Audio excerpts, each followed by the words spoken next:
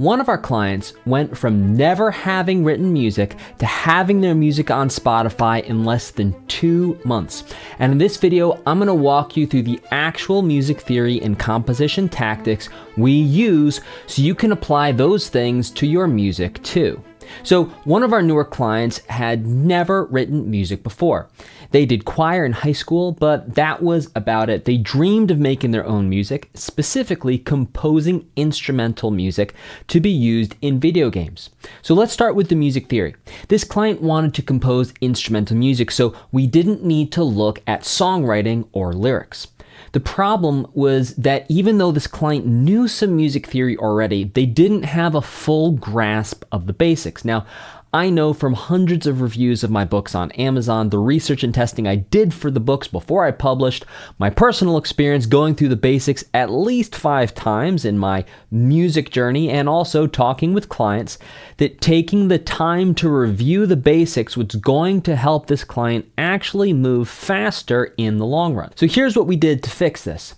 The client completed our easy level 1 music theory course in their first 2 weeks. Now, this same course is available to you for free on this YouTube channel. Links are in the video description. And because I've made this course available to you at no cost, you can go there to understand the full breakdown of all the music theory specific things we talk about. But hang out, because I'm going to teach you something I've never shared before here on YouTube. We made sure they understood basic rhythms, notes, and rests. These are going to be whole notes, whole rests, half notes, half rests, quarter notes, quarter rests, and dotted half notes. We also made sure that they understood the full musical alphabet, how half steps and whole steps work, and then leveraged that into understanding scales. Now, we only had them understand 4 scales: C major, G major, A natural minor, and E natural minor. We did these ascending from low to high, descending from high to low, and ascending, descending, low to high, high back down to low. Now for keys, they only understood 4 keys: C major, G major, E minor, and A minor.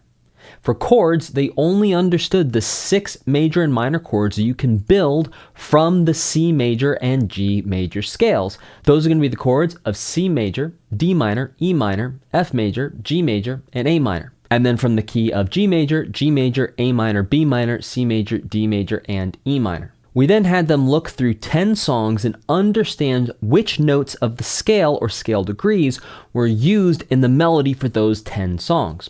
They also understood which chords were used and in which order. Now, the reason why you want to understand all these basic things first, in my opinion, is that understanding it makes composing and writing music feel a lot easier. It's like the ABCs of music. So yes, you can learn to read and write English without first learning your ABCs, because eventually, with pattern recognition, you would figure it out after a while. However, it is a lot easier to read and write English when you already know your ABCs, and it's the same thing for music. Now, because this client did a fantastic job of going through the course in a few days, they were ready for more information. So you want the ABCs, but you also want the strategies for how to use those ABCs. So the next step was that they needed to know how to use the theory they learned to create things that sound good in their opinion. Hey, come over here. Quick sidebar. To be clear, we could have focused on what most people like to hear, but I've found that in songwriting and music production and composition, if you write for everyone, you end up writing for no one. So anyway, I'll see you back in the main video. Okay, so our client's first 5 compositions after learning music theory didn't really make sense. And most importantly, they weren't happy with the result. It wasn't something they wanted to hear. It wasn't lighting them up on the inside. So to fix this, I had them watch 7 short videos of my Melody Machine course where they learned one simple idea, which I'm going to share with you now. This idea transformed their compositions and ultimately led them to being able to release their first composition less than 2 months after joining the program.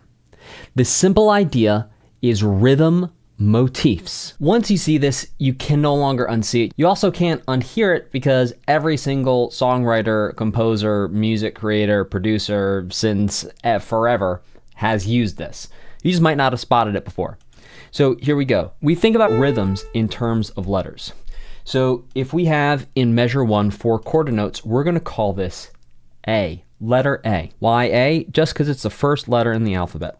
All right, and I'm going to color that red. So we have A is red. Now let's say in measure 2, we have a different rhythm.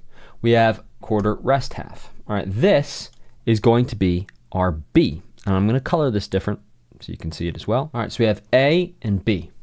Now, just with an A and a B idea, you can start to create some really cool patterns and cool ideas. For example, you can do an AB, AB. And that's the rhythm for your melody. Then all you got to do is pick the notes. You already have what is going to be, progressively as you make this a little bit more complex, a more interesting rhythm. Right now, this isn't a very interesting rhythm. In fact, let's listen to it. It's going to be pretty boring.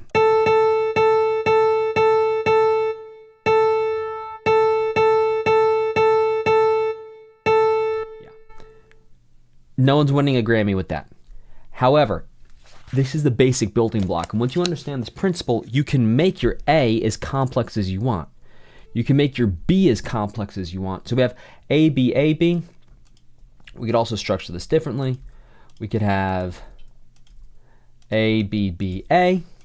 Right? So we have A, B, B, A. We could have A, B. And you'll notice what I'm doing here too is I'm creating these ideas. I'm keeping like this little bank of ideas down here that I'm just pasting in. And the tool I'm using here is called Noteflight, but you could use MuseScore, Noteflight. Likely if you have a digital audio workstation, there's going to be a notation feature in your digital audio workstation you can use for the same idea. Now we can take this pattern to the next level by introducing a C idea as well. Let's create a C idea and we're going to color C as orange.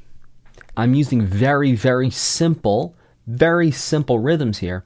You can make the A, the B, and the C rhythm as complex as you want. Follow along these same steps and you're going to start to create some really cool and interesting things. Two most common melody patterns that you can find in a lot of different genres and music are going to be the A, B, B, C and the A, B, A, C. I'll show you what that looks like. So an A, B, B, C, let's A, B, B, C. There you go. We just created the rhythm for a melody. Now, let's do an A, B, A, C. So we have A, B, A, C. Once you start thinking about one letter per measure, that is what's going to take your composing and your idea of how to create melody to the next level, because you're going to have patterns at the level of your rhythm. And then whatever you decide to do with the notes isn't really going to matter quite so much. As long as you have a compelling rhythm, the notes for the most part take care of themselves, in my experience. So if we do this,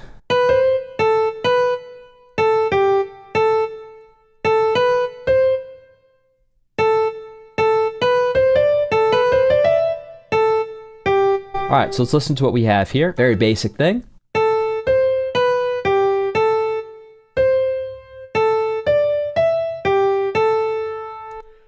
Now, super basic, but it makes sense to your ear. Why does it make sense to your ear? Because we followed this A, B, A, C framework.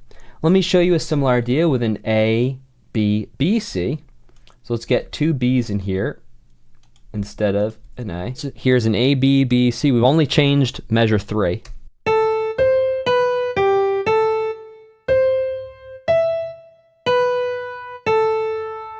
Again, a very simple melody, but it should kind of make sense to your ear. And the reason why it makes sense to your ear is because we didn't think about notes first. We got the rhythms and we got our framework of rhythms, either an A, B, B, C, or an A, B, A, C, or an A, A, B, or an A, A, B, B, or an A, B, A, B. Doesn't matter. You can play around with them. And this is what will take your rhythm writing, in my experience and the experience of the people who I've helped, to the next level. Don't think about the notes at first, just think about the rhythms. And then you can progressively, as you start to hear ideas, actually map the ideas you hear into this framework. So say, oh, you hear this little melody, you write the melody down, you look at the melody, you'll be able to say, oh, there's an A-B framework here. Let's take the A again and put it here, and then let's take the B and change it and make it a C. And all of a sudden you start creating melodies that really gel and make sense and take your writing to the next level. After completing this very short course on rhythm motifs, their composing ability exploded because they were now able to think about their melodies in terms of rhythm patterns.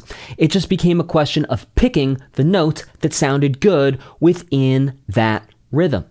Now, for a lot of people, just basic music theory and understanding rhythm motifs is all it takes to start creating music that they can be proud of. Now, obviously, this isn't going to be the most complex way of making music. It's not going to be AAA game soundtrack with a full orchestra. Everyone needs to start somewhere. So as soon as our client had the rhythm motifs information, he did the best thing I believe anyone can do at this point. He wrote exactly 30 compositions, testing out what he had learned, and he did this over the course of 4 weeks.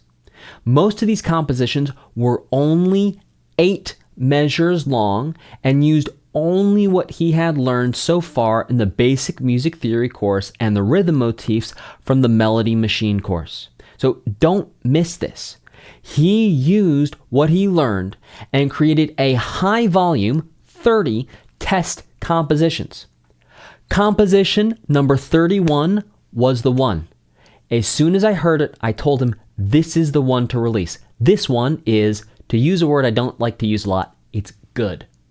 The result was a piano piece that was so good that this client's parents liked it, I liked it, and I even played it for my fiance. She liked it too.